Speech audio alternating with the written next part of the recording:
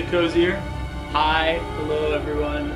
Tavit and Yussef. I am Yussef. Where's the camera? Oh, you're over there. We're over here. Hi. We're gonna get used to this. This is our first time messing with a new format. We do the Video Game Hour podcast like once a month-ish. That's our goal. And a half. It's a goal. We're just two old friends who like to deconstruct games, and we thought, let's try something new. So this is our first video format. It is. The beginner's hour. Yeah, that's what we're calling it for now. But yeah, the idea is to take a game that one of us really loves and has played a lot of, and try and explain the reason we like it, the reason we find it interesting, and just general facts about it that might be inaccessible to people who haven't explored it or have been turned off by it for one way or the other. Yep. And we're gonna start with Bloodborne. Yeah, it's like really crazy a track loop going on up here. I guess I'm just gonna get used to this weird video cube format. I've actually, full disclosure, I've played Bloodborne. I've played many of the Souls games, but I've never beaten any of them. I've never had the persistence necessary to actually make it over. Probably like the game's second hump, right? Where like you feel like a total newborn for like the first 8 to 10 hours of the game, and you're like, oh, I got this, and the game's like, oh, you thought you had this, smack. Exactly. And that's usually when I stop. That's actually like pretty much exactly when I stop. Yeah. And Yussef, you've been brave enough and persistent enough to push through that stopping point. I only request that you, if you're going to make a new character, make it the most ridiculous character of all time. Like, I want. Because I love the stock character that they throw at you is kind of like a lazy person's Vlad Dracula or whatever. I wanted to see even more ridiculous. Alright. So we were just talking about this guy. Yeah, who is this guy? Yharnam is the home of blood administration. What's a blood administration? Exactly, so many questions. They love to just pop a bunch of words in there and confuse you for 3/4 of the game. Alright.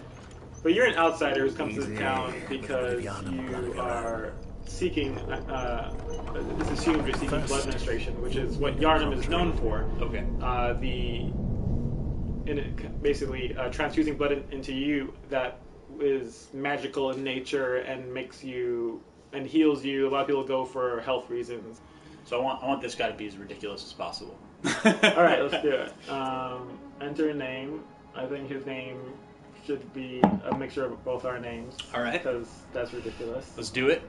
How are we going to do that? I'm thinking either Tassif or... Tassif. I love it. Tassif. Tassif. Tassif. Tassif. Tassif. As if either of our names needed any more of a slant for the NSA to track all of our phone calls. Oh, man. Exactly. Tassif, I heard about this Bloodborne. Very good. Yes, yes, yes. You must get into town. Go meet me at Yharnam at midnight. You did the age, okay. It doesn't have a randomize, does it? For what? Like a randomize function, just to like throw some ridiculous character together in short order. It does, yeah. Let me see. Base presets.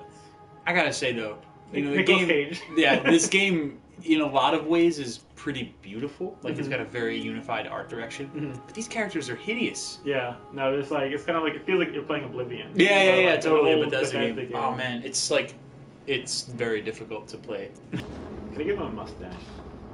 Because I feel like he needs a mustache. Oh man, I'm just scared now. That's just creepy. No, yes. Wario. All right, that's it. Wario. That's the character. He's basically Wario. Wario. I'm a Wario with a lipstick and eyeshadow. I look damn good. Return. Finish. Yes. It's like your shitty landlord who's like, I came to collect the rent. I came by, you told me there was a leak. I don't find the leak. Why? And he's like always slicking his weird widow's peak back. He's like, what can I do? Is it default hair in the Bloodborne? They gave me this hair. I could only afford half-length cape. In a world Good. where blood administration Signed and sealed. And delivered. Now, let's begin the transfusion. Oh, don't you worry. Whatever happens, you may think it all a mere bad dream. Yo. Drink if they talk about dreams. Hinting at some meta plot stuff. Mm-hmm. So you're in a... So riddle me this, because we're on full spoiler. Let's do it. What is happening here? What are we doing? Alright, you got your blood. So there's blood in the game called Bloodborne. That's not good. Yeah, what is that now? I don't know where The that... Why is blood that guy werewolf? here? I don't like his whole Yo, creepy deal. pasta. What's going on? Yo, alright. That's cool. Glad this game isn't in VR. Really happy. Come to me, bloody boy. Is he like beckoning? He's reaching. Because that wasn't a, like, I'm gonna kill you. That was a, like, yo... It's true. It's almost like a plaintive. Can we hang out? What are you gonna put in my hand thing? Yeah. Just as gestures go. No, it's true. Like, he could have just swiped you real good. Nah, he was like, hey, what's up, bud? Yeah. Like, feel like waking up? What? What's Now, this? who are these good people? This weird thing. Oh, okay. Nice. That one's more alarming. Yeah. They're all pretty alarming, though. Yeah, they say that men are scared of the shape of the vagina. Like, no matter... You don't say. Even abstracted, so that mouth, you know, found yourself a could scare hunter. us. There's a lot of this game that you're like, somebody's afraid of vaginas. Yeah, totally, totally. Could be a Japanese game developer. I guess so. So much of it is about kind of the creep or the creepiness that men find in menstruation and Yep. like periods and birth and like it's Yeah, interesting with because the- like so much because it's like it wouldn't be I feel like it wouldn't be scary. It's not necessarily scary, but I feel like it's not going to be scary for a woman. Like she's like, this is my life. I live this every day. I live this every This day. is, I'm- Every when day I'm is looking Yharnam. around, this is my life. Oh my god, that's a This is bleak all life. this is all familiar to me. If we couple that statement with what we know about the Souls games, is that like it's you're born to die over and over again. There's a lot that You know? translates. So these things in the ground, if you haven't played a Souls game, Yeah, what are these? Sometimes they're player-made notes, but in this case, they're actually the developer telling you kind of tutorials for how to play the game. Oh, cool. So they use tutorials with the same system that you'll eventually be dropping and Yeah. finding. That's cool. That's awesome. That's a good move. These are the messengers. They're kind of unexplained. They're associated with the hunter's dream, which you'll very shortly come into contact with. Okay. This is kind of the part where you're supposed to get killed real quick. But you ain't gonna do that, are you? I might, but I kind of also want to not do that. I want to see if I can kill this guy, best by punching his butt. Are you in a punching match with a werewolf? Yep. No weapons, just a punching match. Essentially, you are essentially dead. Oh my gosh. I've never seen someone karate chop a Or werewolf ass. to death. If you do this, though, you're on some advanced mode guide. This ain't the beginner's hour. I'm at the end of my journey. Got him down pretty low. You did what the game designers intended was going to I happen. done died. It You did. died. So dying seems Very like a central. very central thing in these Souls games. Is it treated So you any think you'd differently? be dead here, because Right. that is generally what happens in video games when you die. Right. Or at least start back Like at start- a checkpoint. Yeah, exactly. In this case, you show up in a totally separate area that has very many dreamlike qualities and is in fact described as the hunter's dream. The hunter's dream, right? And what's interesting even here is like, it's more. What I've always found quite interesting about the Souls games is that like, even at this point in the game where they're actively defying one of the conventions of standard video games, where it's like you die and you try to do that scenario again without dying. Yeah. This is dying as a means of narrative exposition and of like Yeah. pushing the critical path forward. Which definitely happens like in games in general. Like, so it's not totally unsurprising. No, it's not unsurprising, but I do think it's not the norm. Yeah. Like that death is a mechanic for narrative exposition and for critical path advancement. What I find interesting here as well, though, is like it's done with very little fanfare. Yeah. Like they're like, oh, we defy this major convention. But it's not like, Like, this- stop. Normally that happens Hold on. like Yeah. halfway or toward the end of the game. No, you it's know, like where, the very first thing. where you're supposed to die to for the cutscene to happen. But this is Exactly. really just like, it immediately throws you against something that's very unfair. Sorry. So this is the doll, and she is a mysterious creature that there's a lot of theories about. She at this point is asleep or not awake and basically not active. Okay. The idea is like a lot of the game works in terms of insight, and insight is it shows up in top right corner of the screen. Right now it's at 0. Yeah. Once you have like at least one insight, she will become active. So she's kind of like, a lot of it's suggesting that she's like a figment, or what you see now is not reality. Insight is what allows you to see further into the dream. Cool. So yeah, there's not much you could do at this point, because you have to kind of play more of the game to explore the dream. But we can come back to this pretty soon. Cool. We'll go back to where we first woke up. So you transport through a headstone. Yeah. Mm-hmm. Which is interesting. Which is interesting, but it's also like, the Hunter's dream is essentially, it's a figment of whoever created it, their imagination. So the headstones are almost like symbolic for what is going on in that person's mind. So, like, essentially, like, it's more of a window into that person's perspective of the world and what they're thinking than it is like necessarily symbolic for a larger, a larger meaning. Yeah. Cool. So yeah. So you're a person who's obsessed with death, then. Like your character. But it's not your dream. Oh, you're not in your own dream. No, you wake up in the dream of someone else. The dream Whose dream are we in, man? This person named Yharnam. Yharnam. Sure. We'll meet him soon.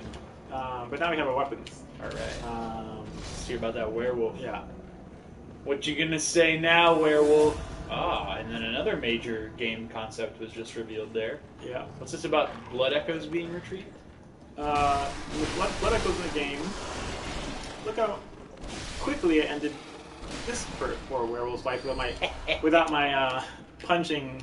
Dude, I skills. kind of want you to bring back the karate chop. The karate chop was pretty great. Just saying. So there are like kind of melee type weapons you can get later. So blood echoes are the... blood echoes are used to level up, and when you die, you drop them where you died. And a major component of the Souls games is to try and basically get back to your corpse, and there's the kind of risk reward associated with that. So a lot of times, you'll want to... It'll make it more tense, because like anytime you die before collecting your blood echoes, then they are lost forever. Oh, I see. So first time I die, I drop my blood echoes. Yeah. If I can't make it back to that stash, and I die again, then they're gone forever. Exactly. Man. So if any other enemy kills you, or the enemy that killed you, risk then and they're gone. reward. So Yeah. is there like a way to beat this game by just like standing in the corner of the first room that it spawns you in crying? Because like that would, I feel like that is a way that I would play the game. Blood vials are what heal your HP, which is like just keeping you alive. Essentially, it's the red bar top of the screen. Yep. And so here's your first enemy. It's like kind of a villager. So the villagers are interesting because they are residents of Yharnam. They are people that were living here when all this shit started. And now they just lie on the ground. Well, they're probably just like hanging out, essentially. Man, it's a crazy town. Yeah, I mean, like the villagers are all. These are all people who have taken the blood as well. Ooh. So they are. They're definitely like on their way to kind of as well.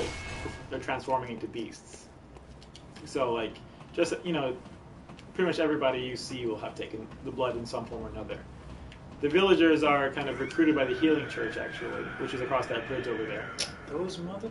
Alright. You just heard the cleric beast who's living on that bridge. Actually, he's standing over it. And you can't really see him. Here we'll meet the guy I was talking about who took the... who also got a blood. I remember this guy. I think transfusion. he gave me a flamethrower later. He will give you a flamethrower. Yeah. At certain stages. And tell me about like how NPCs kind of work in this game, because it feels a little bit different than most other games that I play, like most other action RPGs. I feel like there's a story happening in the background, but it's definitely in the background. Like I feel like I'm chasing the story. Yes. And there's no like indicator in the game that's like, oh, you've got the whole story. Like 7 out of 8 dialogue. So like, how do you effectively play this game if you want to discover the story? Even talk to all the NPCs, you won't fully discover the story. I mean, you'll get their individual story, and you can find interest in that. And as you play repeated, I mean, it's kind of encouraged to play repeated times to make sure you get all the NPC storylines, because there's different ways you could treat them as well. And really, yeah, it's just kind of like a curio of sorts. Like you can talk to them and get their side of the narrative, but essentially, like, it's completely optional and not necessarily important to the overarching story. They're just flavor. Gotcha. Yeah. And they don't really move so much. They usually stay in a certain location. Later in the game, you'll see that some of them move to like different locations that you can tell them to go to, like safe places. Yeah. So he's saying the hunt is on tonight and the streets aren't safe. So the idea is that there are kind of specific nights when the villagers are organized to try and go on a hunt, essentially, to purge the city of the beasts that are a side effect of the blood administration. But the villagers don't really know this. They kind of think that it's like something else. Because if they knew it was the healing church that was doing this, they would turn against the healing church. Cool. And they already kind of, and they're kind of afraid of the healing church as well, because the healing church also employs hunters. Actually, at this point in the game, like the church the only hunters that are technically supported by any institution is the healing church. Okay. Like even Gurman, like his workshop is not really being supported by anything. That's why it's a dream at this point. Interesting. So yeah, it's a kind of like interesting kind of. You already start seeing the factions at play. One thing that I always really noticed, particularly about this section that you're in right now, is that like every time I've died or reloaded or like come to this point in the game, which is very early, this is like the very first sequence of the game, I found it so interesting that there's this deliberate design choice being done by the designers where like the monsters you just killed were kind of walking in a loose parade towards the town center. Yeah, well, where they're all going to be meeting. Yeah. But I feel like it's kind of an interesting feature of this game series where it's like you've got this world, this like very, very beautifully designed like apple that's got all these paths warming throughout it that are all interconnected. At some point you can like figure out where one links back to the other. But every time you reload it, it's as if it's starting from the very beginning again. So I don't know if the world that hasn't changed. Yeah, like that parade will always walk by at that exact time. I mean, that's why basically when I saw the film Edge of Tomorrow, not to totally spoil that film, but no, it's fine. We spoil everything. It reminded me so much of the Souls games because like so much of how you play the game is something like Groundhog's Day or Edge of Tomorrow, where you're reliving the same moment over and over again. What I don't know enough about this game or about those philosophies of rebirth or regeneration is like, is it that you're reborn and the path begins over the exact sequence that it already happened? Like, because right here, your path doesn't, but theirs does. That's the difference. That's why you're more powerful than anybody else in the game. So in the game, these guys are all running on a track. I mean, there's some chaos to how they approach the situation. Like once you've disturbed them, like once you've like interrupted the regular flow of life, for sure, they act completely differently. You can kite them, you can like pull them out of their normal zones and pull them away from their. Yeah, you're the element of chaos that basically comes into the game. That is an interesting feature. I mean, it's something that's basically every game designer is in relationship with when they make a game. Is like, okay, I'm basically giving this well-tuned machine to someone to break it, to like shake it as hard as they can. You see, like, I mean, like, that's what's so beautiful about it, because like, you know, you see me kind of effortlessly moving through this area because I played it so many times. Well, you've got it memorized. Exactly, like I'm like Bill Murray getting the cat from the tree and like catching the kid. Like, I'm like Tom Cruise avoiding the mimic in his like super suit, like because I know everything they're gonna do before they do it, and then it gives me so much more power than a traditional like leveling up mechanic would. Like a leveling up mechanic, which does exist in the game, is great and helps you, but is not vital. Like you can play the game technically without ever leveling up. Right, because like there's power players that beat this game with like no armor, the weakest weapon. Too. You know what's amazing, actually? I've played this section more than any other section, obviously, because it's like the first time you're like, what is happening? Yeah. I'm dead. I never looked up. Thank you for sharing that with me. I never looked up. When you play it a number of times, you kind of start to. That is amazing. Look at the all the different details. I can't believe I never looked up. And it's worth it. Yep, it's totally worth it. It's doing a cool thumbs up. Oh, I'm a werewolf. But yeah, like this is like kind of a lot of how the game tells the story. Like you get to this area full of villagers who are the werewolf that actually came to scratch us. If it's a unique model, because it's got that really long. Yeah, I mean, it definitely looks a lot like that. Yeah. So yeah, like you're kind of looking at this werewolf. You're like, okay, like the villagers are burning these werewolves, so they're at war with them as much as I am necessarily. So they're not all on the same side. There's already factions at play here. Like why are they killing these werewolves? What is the threat of the werewolf essentially? And as we come to find out, the werewolf is kind of an iteration of the villager, or any person who lives in the town, because it's the blood administration that's turning people into werewolves. Yeah. So I have the Pebble, which is a tool the game uses you for mainly early on play to try and get enemies to, you could throw it at them. There you go. And trying to get them to come at you, separate from the other guy. It's a good move. Yeah, works great. I even got one enemy to worry about. So these guys are fearsome when you're in front of them.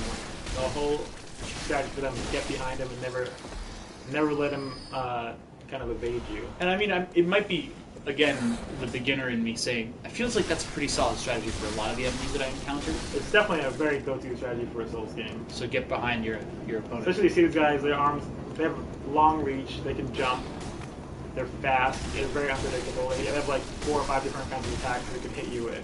A lot of it's like knowing what an enemy's attack is, like the timing of it, so you can dodge it, because like if you know that, then it's fairly easy to dodge. But the problem with these guys is if you're in front of them, they can just like, they have a whole repertoire of attacks. Get clawed up, as it were. Yeah. This is an old dude who would shoot you. Yeah, it's so funny. So there's this class of wheelchair enemies, right? And there's also the wheelchair guy in the intro animation. Yeah. And there's also the wheelchair guy that visits you in the hunter's dream. Yeah. Tell me about wheelchairs, man. Like, what's the significance? Is it just like, is there a significance, or is it just? I think a lot of it's medicinal related, because it's like so much of this town is about it's like a giant hospital essentially. It's kind of like it's like a Mexico City or a Thailand of places where people go to like get their cheap and like efficient medicine. Totally. So like this is, I think the wheelchair kind of relates to that, and a lot of it is also Bloodborne's love of like subverting your expectations. They're like, this wheelchair guy isn't like weak or feeble. Yeah, he isn't, or he looks weak, but he isn't. Yeah, totally. I got surprised by him the very first time. Oh yeah, everybody does.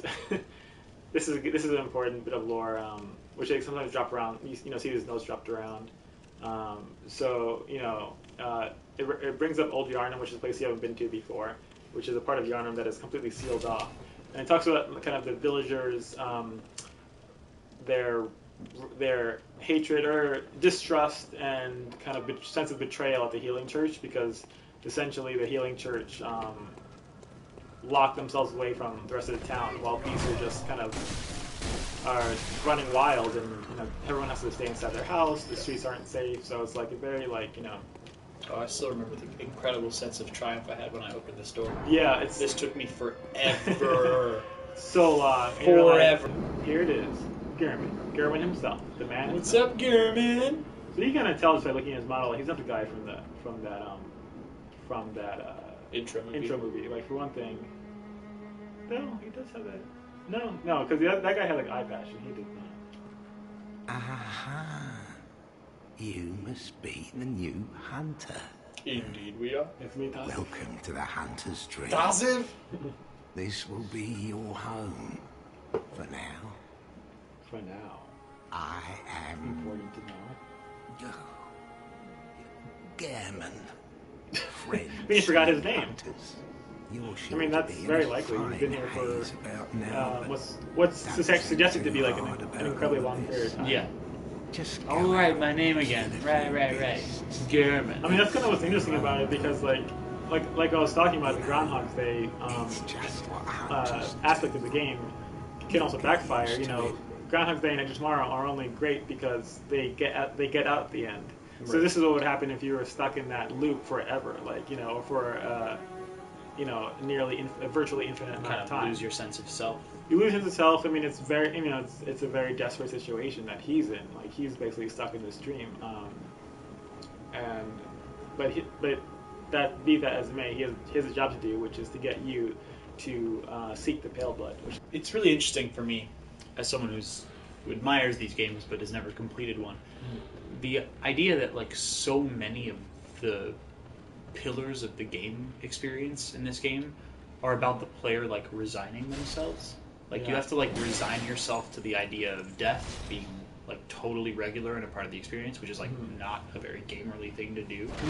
You have to resign yourself to the story not actually being given to you as a reward for you know, reaching certain points in the critical path. In fact, there might not ever be clarity of what the story is. So I find it interesting because it's like there's all this resignation that we're doing actively as players, and yet we're also being like, this is great, like this is an amazing game. It's almost like a Stockholm syndrome. It feels kind of like Stockholm syndrome, where it's like it's kind of like a good Stockholm syndrome. It is, right? Like, or like at least critics totally agree that this is the best Stockholm syndrome. It's like if you like it, like this is the best A+ good Stockholm syndrome again. A+ Stockholm syndrome right here. Now we're in the sewers. A great place to spend your time. Sewers of Yharnam. So this is probably the saddest story in the game. Who are you? I don't know your voice, but I know that smell. Are you a hunter? Please go look for my mum. Daddy came back from the hunt, and she went to find him, but now she's gone too. I'm all alone and scared. That sucks. Really? Oh, thank you. My mum wears a red jeweled brooch. It's so big and beautiful. You won't miss it. This is setting us up for some sadness. If you find my mum, give her this music box. It plays one of Did you figure out the secret of the music box? What's up? The secret of the music box? We play it for him. So if you use it when you fight Gasquion, who's like the next boss you'll fight, it'll basically interrupt his attacks and make him kind of hold his head in pain. And it's because he's the father of this daughter. That's messed up. And so hearing that music will remind him of his humanity, because he's essentially a hunter who is basically imbibed too much blood. There's the idea that like hunters are always on the brink of becoming beastly or becoming mad, because they're, you know, you're partaking in the same thing that everybody else in the town is taking, and look at them. So it only makes sense that a hunter would also kind of go mad due to the nature, or due to the proximity to the gods, the blood they're imbibing, you know, any number of reasons. So, hey, did you run in this hole? Because I did it once. No, I think I heeded the advice. Yeah, it's like, oh, down, dead. You could fall down. Because whenever you see one that's marked like you're in the know, or whatever, I know it's a trick. Yeah. It's great. It's just like, that's another great part of the game, like the community playing it. Like, because everyone, like, you know, the game is out there to trick you. That's like, it's kind of like a haunted house where it's like, you know, trying to surprise you. Totally. Almost like why I wanted to do this, like, you know, series, because that there aren't too many games where you have that, like, you know, emotional connection where you're like, you know, it reminds me how like Harry Potter is like a book that is more than a book, where like it really grew this you know, pretty like substantial and like very charismatic like fan community. Yeah, there's a huge community for sure. And it's more than the stories alone. Like, so that's why I think Souls games, part of their appeal is like they exist outside of the game itself. The game is certainly fun, but like the community makes it that much better.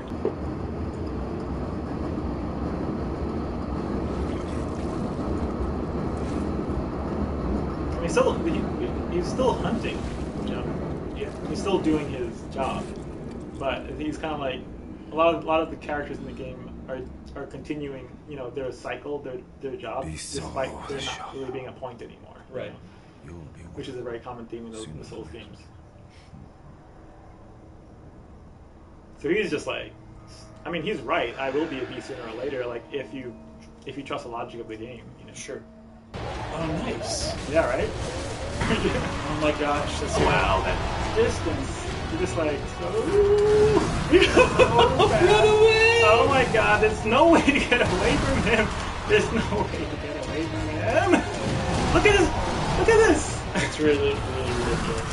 Oh my gosh, you need to run straight away. I'm gonna die. I'm gonna die. There's no way to get away. Oh! Oh! Brutal! Bitch, first death. You just cashed the check on the game. You were supposed to die, man. I was supposed to die. You meant to die. No! I wasn't supposed to Must die. To be cleansed. Oh, that's Pure blood. I should have just dug into it because the key with because that's a great example of like getting behind somebody. Like Yeah. Once he becomes that beast, like you actually don't want to try and run away because that happens. Like Totally. you just get totally wrecked. You've got- Oh, brutal. We've got a strong start from Mr. Tasif. Tasif, do it! Ay, yalla, baby! Tasif! This Yharnam is nothing. Haydi! Oh. Do it. What? Oh, you did it during the break, during the animation?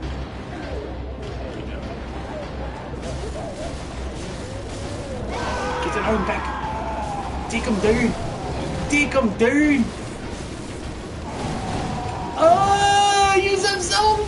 You are so bad, man. You are so bad. How do you like me now? You slaughter me. I Oh slaughter my you back. god! You are bad like Michael The Jackson. slaughter has become the slaughter. That's amazing. Well done, man.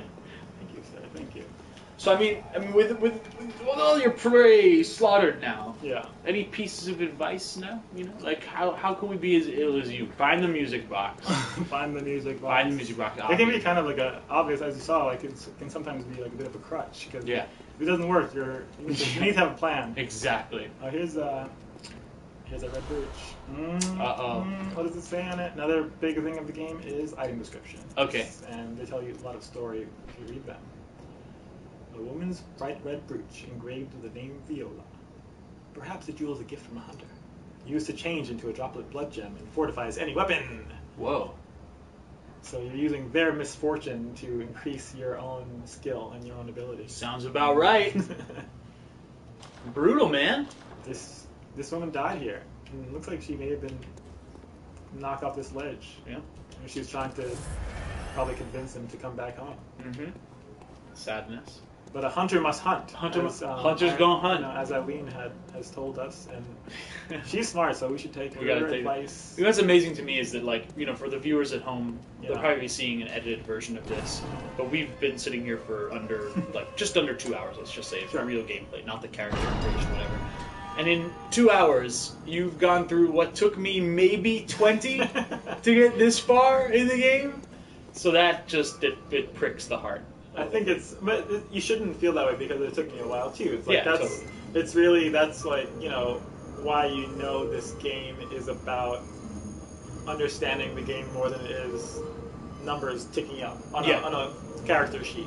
Like if you understand the patterns of the enemies, like it doesn't it helps to be leveled up, but it isn't necessary. And and there's no clear like kind of way to oh, there's my blood. Yeah. There's no clearer way to like illustrate that than to like show how quickly you get through an area when you like understand how people are doing their thing. Exactly. So yeah, I think it's a good place to wrap up the first chapter of the Bloodborne experience. And our first video, The beginner's hour. Yeah. beginner's hour. Hopefully people will like this and check it out and leave us any comments with any places we could have improved or done a different way. Just like with the video game hour, we're going to keep at it. Someday soon we'll have another episode of this. Yeah. We'll just keep stepping it up. And might mix in some other games, like one of your favorites. Yeah, no, definitely, man, definitely. Gonna do it.